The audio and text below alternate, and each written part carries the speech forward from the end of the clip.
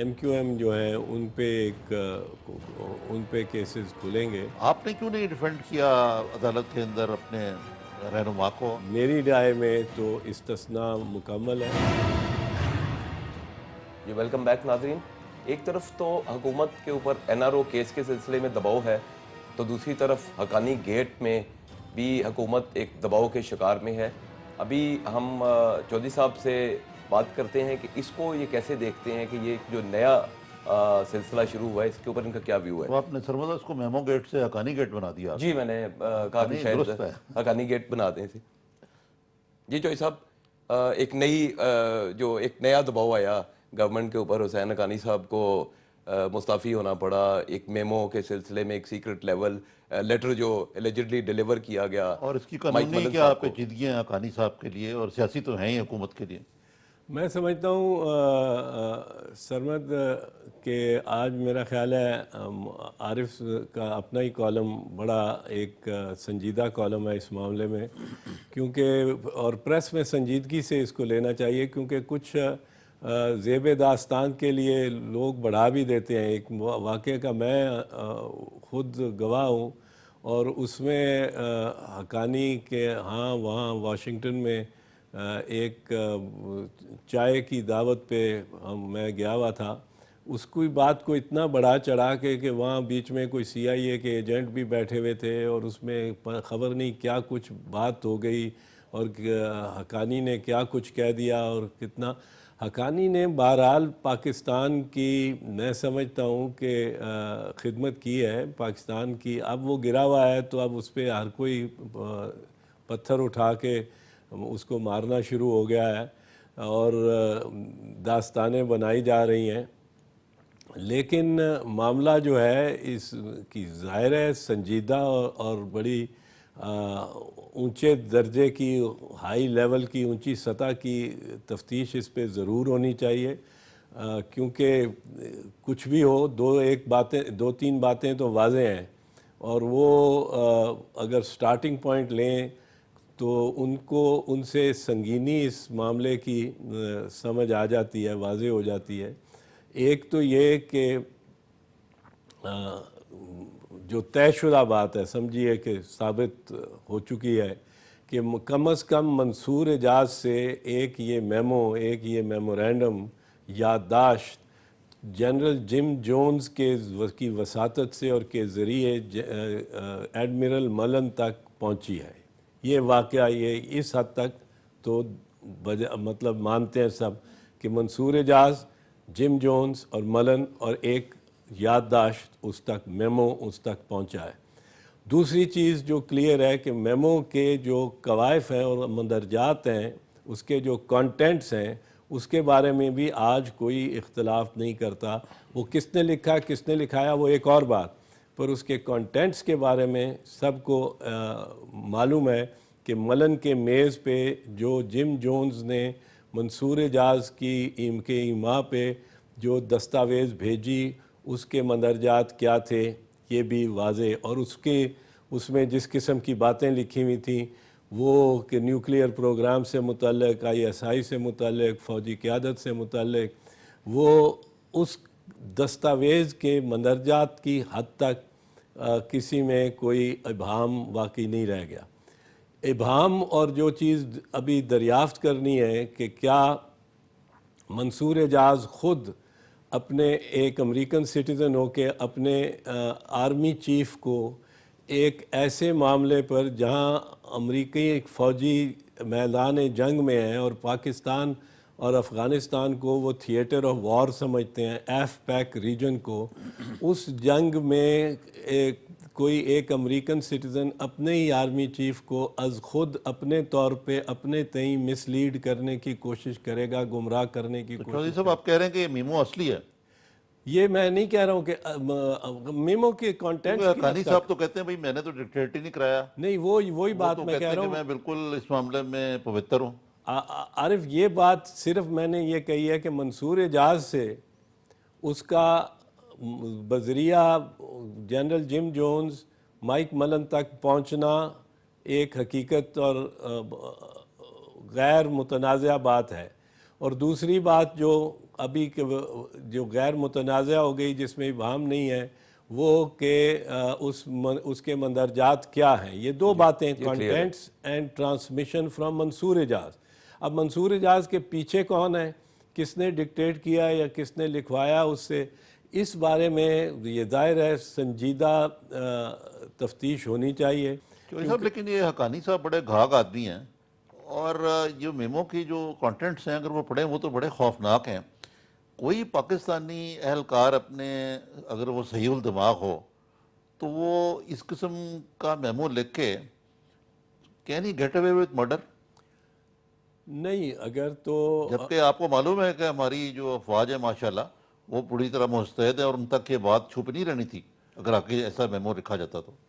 میں بھی یہ سوچتا ہوں کیونکہ بہت سارا جس طرح میں نے پہلے عرض کیا کہ میڈیا میں زیب داستان بھی ہو رہی ہے اور بڑا اس کو بڑھایا چڑھایا بھی جا رہا ہے, لیکن یہ اس معاملے میں کوئی شک نہیں ہے کہ اگر کسی نے لکھوایا ہے اور جس نے لکھوایا ہے یہ میمو اس کے لیے کافی یہاں سیریس اور سنگین نتائج اس کو اگر اس تک معاملہ پہنچ جاتا ہے اور اس میمو کا نقش پا جو ہے وہ کسی کی دہلیز تک پہنچ جاتا ہے تو وہ اس کے لیے بڑا مشکل ہوگا اس کا دفاع کرنا اور اپنی صفائی دینا.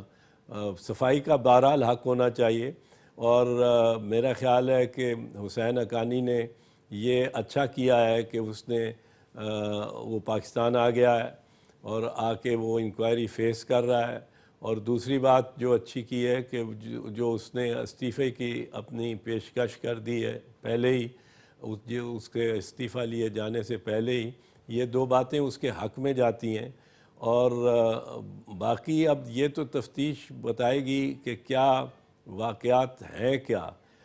حسین حقانی یقیناً میرے خیال میں آپ بھی جانتے ہیں ان کو, ایک کافی زیرک اور ہوشیار قسم کی شخص ہیں. ہاں مطلب وہ ایسی شخصیت ہیں جو پروں پہ پانی نہیں پڑنے دیتے اور وہ جس کو کہتے ہیں عرف عام میں اسٹریٹ سمارٹ آدمی ہیں.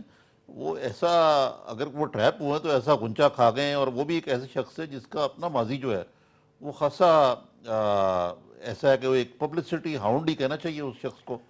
اصل میں عارف آپ جانتے ہیں کہ واشنگٹن ڈی سی میں اگر آدمی کوئی پاکستانی کسی مقام کا چلا جائے پاکستان سے تو وہاں کوئی 2-3 درجن ایسے کامیاب سکسیسفل پاکستانی نژاد کے امریکن موجود ہیں, پاکستانی امریکن, کہ جو کہ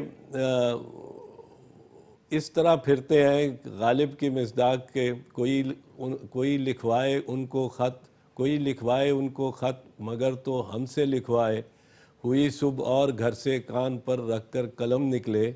جو چاہتے ہیں کہ آپ کا رابطہ اور رشتہ آپ کو سینیٹر سے وہ ملا لیں, آپ کو پینٹاگن میں وہ لے جائیں, آپ کی رسائی اسٹیٹ ڈپارٹمنٹ تک وہ کرا دیں, اور وہ ان کا مقصد ہی یہ ہوتا ہے کہ ان کی اپنی اہمیت اسٹیٹ ڈپارٹمنٹ میں اور پینٹاگن میں اور اس طرح بنتی ہے کہ میں عارف نظامی کو جانتا ہوں جو ایڈیٹر ہیں پاکستان ٹوڈے کے, اور یہ یہاں آ رہے ہیں, ان کے ساتھ آپ ملاقات کریں. دونوں طرف سے وہ اپنی اہمیت بنانے گویا کہ مطلب ہے کہ وہ چاہتے ہیں کہ ان کے پاس دولت تو ہے لیکن پاکستان سے باہر رہ کے ان کو ایک قسم کی حیرت ہوتی ہے کہ وہ پاور بھی ہو, ریکگنیشن بھی ہو, اور وہ پاکستان کے اندر بھی ہو اور امریکہ میں بھی ہو.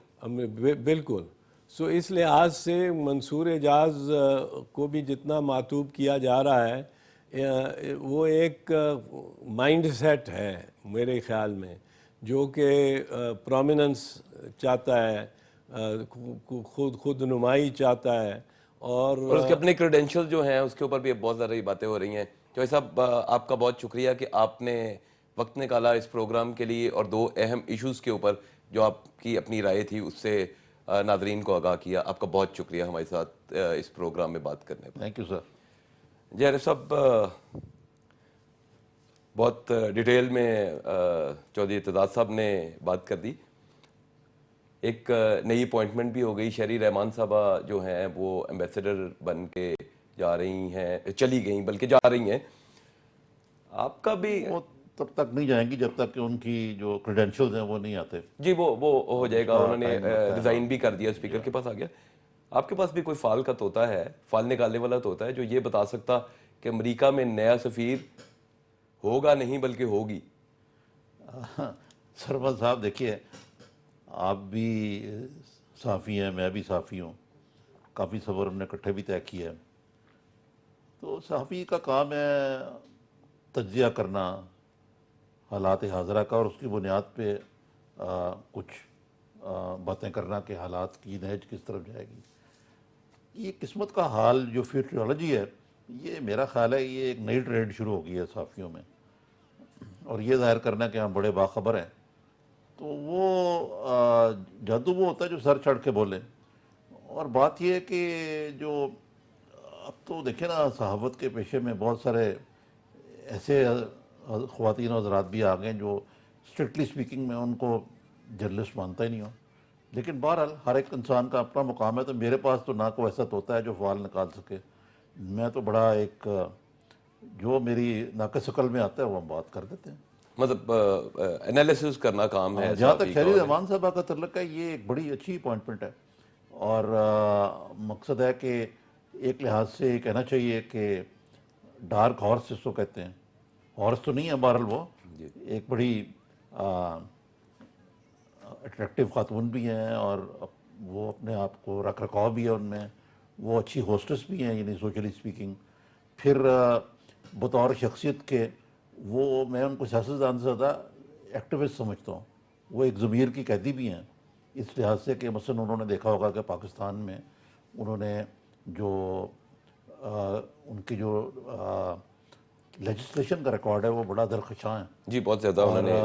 اور وہ آپ کو معلوم ہے کہ اس ملک میں اب دیکھیں وہ ان کے خلاف ہائی کورٹ میں بھی وہ چلے گئے کچھ حضرات جو ہیں جن کو وہ ان کی ہمیشہ جان کو بھی یہاں خطرہ رہا ہے.